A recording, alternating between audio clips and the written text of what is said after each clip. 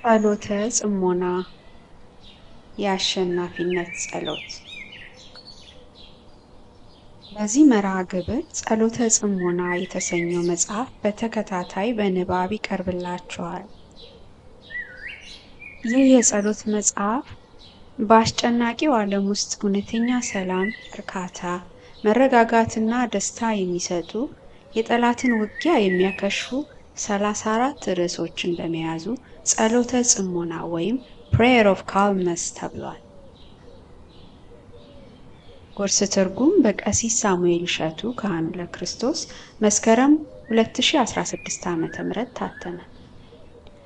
ይህ ጸሎት ምንባብ የቀረበላችሁ የጸሐፊው ሙሉ ፍቃድ በማግኘት ነው። ክፍል 1 የማለዳ ጸሎት።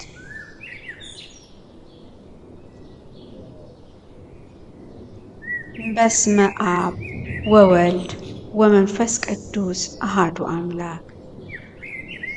የሰው አእምሮ የማይደርስበትን መልካም ነገር ሁሉ ለሚወዱህ የምታዘጋጅ እግዚአብሔር አምላኬ ሆይ የሚበልጠውን ታላቁን ተስፋ በዚህ ማለዳ እንድታሳየኝ እለምንሃለሁ። የማለዳው ጎህ፣ የእጅህን ሥራ፣ የአዕዋፋት ዝማሬም መጋቢነትህን፣ የፀሐይም ጮራ ፈጣሪ መሆንህን ይመሰክራል። የሌሊቱንም ጊዜ በሰላም አሳልፈ ለዚህ ብርሃን ስላበቃኸኝ አመሰግንሃለሁ።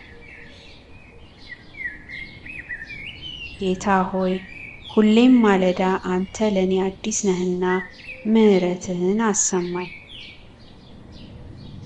በማለዳ የደስታ መንፈስ ይምራኝ፣ ቀኝህ ቸር ታውለኝ።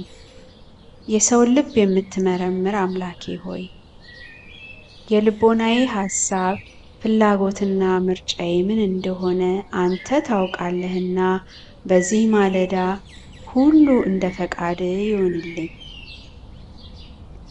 በመከራም ቢሆን በስቃይ፣ በማጣትም ቢሆን በመሰደድ፣ በመነቀፍም ቢሆን በመታሰር ሊደክምና ተስፋ ሊቆርጥ የማይችል አሸናፊ ልብ ስጠኝ። በዚህ ዕለት በጥላቻና በነቀፋ ከተሞሉ ፍቅር ከሌላቸው ቅንነትን ከናቁ ሰዎች ኅብረት ጠብቀኝ።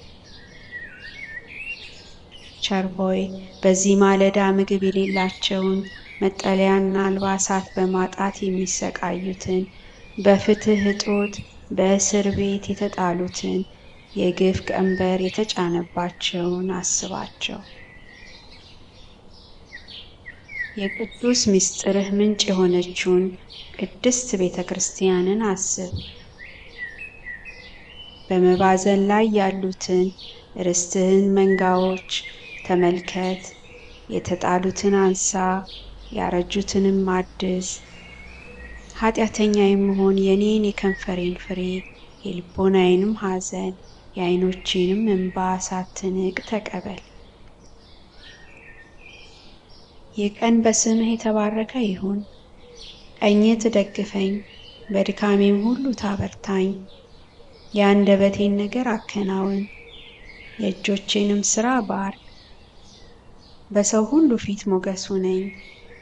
በመንገዴ የተጋረጠውን አጥር አንሳ፣ ጎርባጣውንም አቅናልኝ። አብሬ ከምሰራቸው ጋርም እንድስማማ ልሁን። ማንንም እንዳልጎዳ ጠብቀኝ። ለሰው ሁሉ ጠቃሚ አድርገህ ስራኝ። በመግባት በመውጣቴም አንተ ጠብቀኝ። ለዘላለሙ ይሁንልኝ።